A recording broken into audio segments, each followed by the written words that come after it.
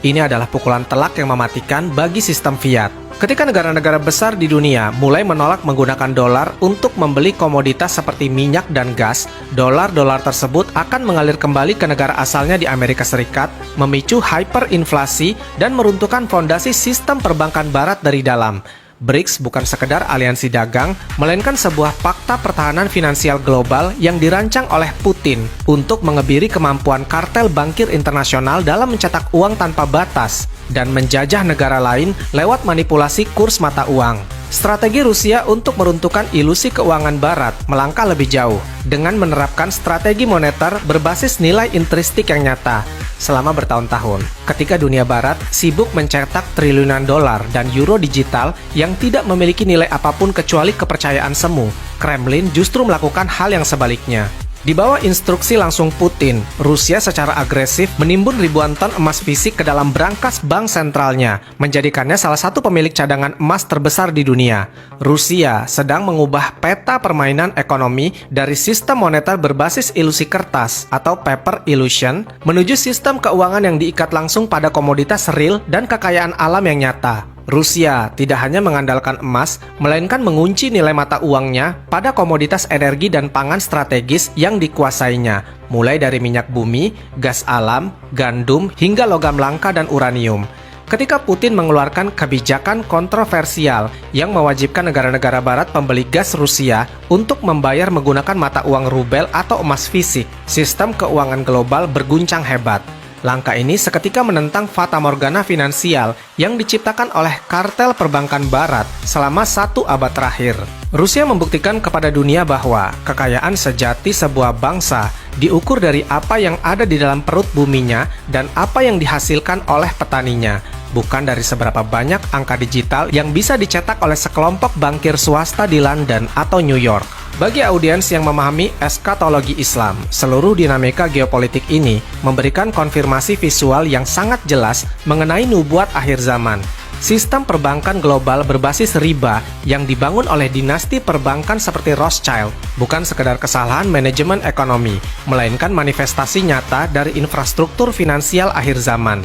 Sebuah sistem kendali mutlak yang dalam literatur teologis kerap diidentikan dengan karakteristik sistem Dajjal. Mari kita bedah konsepnya secara mendalam.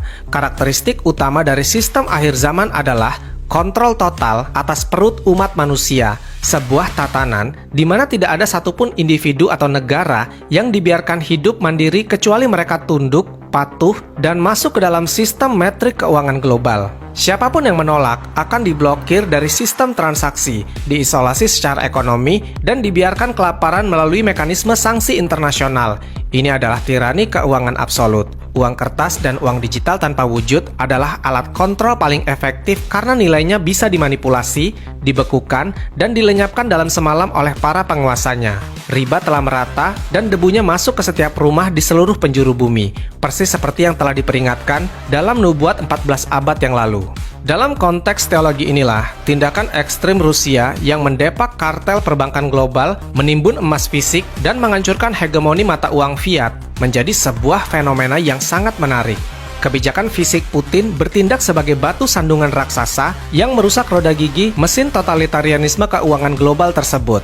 Rusia memosisikan dirinya sebagai tembok penghalang yang mencegah bersatunya seluruh dunia di bawah satu kendali sistem keuangan tunggal yang represif. Benturan multidimensional ini kini memasuki babak baru yang menandai pergeseran tektonik dalam kekuasaan global.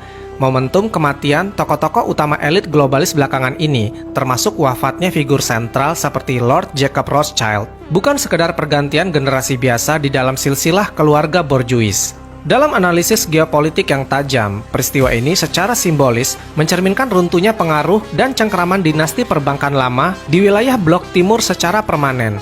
Era di mana para bankir dari City of London bisa mendikte kebijakan internal Kremlin lewat perantara oligarki rahasia atau panggilan telepon di tengah malam telah mati dan terkubur.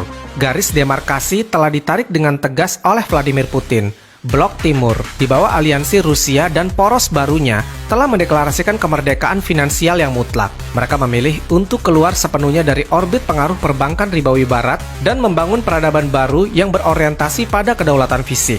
Pertempuran besar ini belum usai, namun satu hal yang pasti, Rusia telah membuktikan bahwa Gurita finansial yang paling ditakuti oleh dunia sekalipun bisa dilumpuhkan jika sebuah bangsa berani merebut kembali hak paling mendasar mereka, yaitu kedaulatan atas mata uangnya sendiri.